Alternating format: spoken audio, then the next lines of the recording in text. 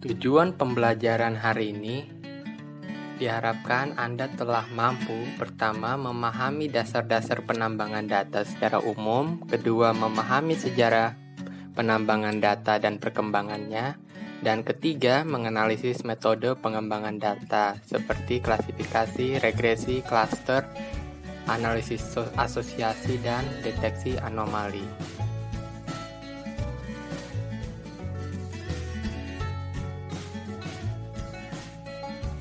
Menuju ke sejarah penambangan data, berawal dari ide machine learning atau artificial intelligence dan pengenalan pola, juga statistika serta sistem basis data.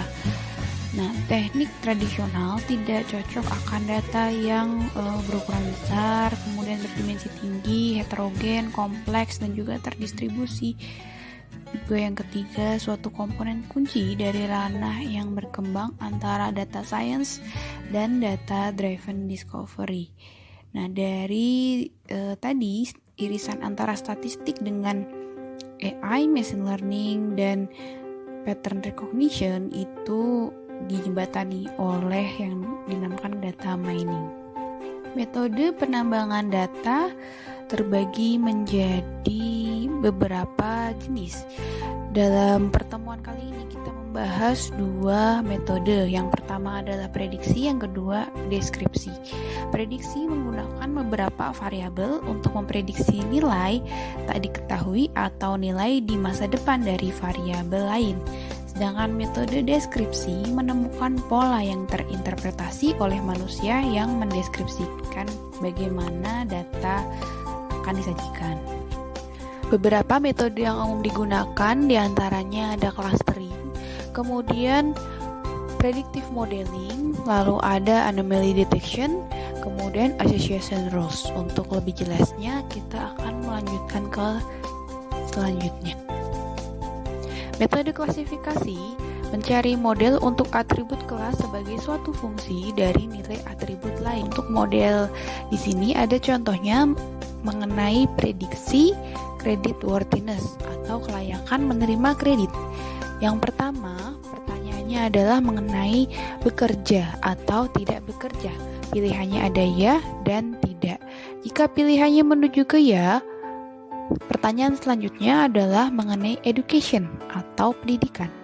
Nah, pendidikan ini dibagi menjadi dua, yaitu graduate atau master untuk di Indonesia, kemudian ada high school atau undergrad, yaitu SMA atau sarjana. Nah, untuk yang graduate di sini dipisahkan juga mengenai number of years atau tahun kelulusannya. Apakah menempuh studi kurang dari 3 tahun atau lebih dari 3 tahun? Untuk yang high school undergraduate di sini dipisahkan menjadi dua, yaitu kurang dari 7 tahun dan lebih dari 7 tahun. Metode penambangan data regresi memprediksi suatu nilai dari nilai variabel kontinu tertentu berdasarkan nilai variabel lain dengan asumsi model dependensi linear atau non-linear. Nah, untuk mempelajari regresi ini erat kaitannya dengan statistika secara ekstensif, terutama di bidang neural network atau jaringan syaraf. Contoh dari regresi adalah memprediksi nilai penjualan produk baru berdasarkan pengeluaran iklan. Contoh lainnya, memprediksi kecepatan angin sebagai fungsi temperatur, kelembaban, kecepatan udara, dan lain-lain. Contoh lainnya, prediksi time series dari indeks pasar saham.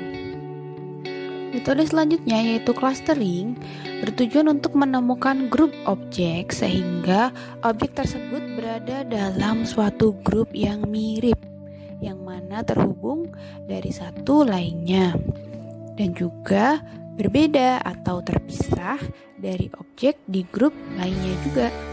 Nah, contohnya itu pertama pembentukan profil untuk target marketing, kedua ada grup dokumen terkait untuk browsing, ketiga grup gen dan protein yang memiliki fungsi yang mirip, ketiga grup saham dengan fluktuasi harga yang mirip.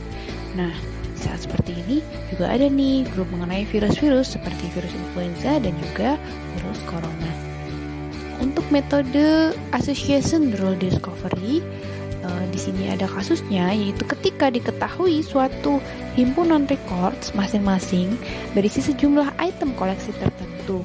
Nah, association rule discovery menentukan aturan dependensi yang akan memprediksi kemunculan suatu item berdasarkan kemunculan item lainnya. Di sini ada contoh mengenai bread, coke, dan juga milk. Kemudian yang kedua beer, bread. Yang ketiga ada beer, coke, diaper, dan milk.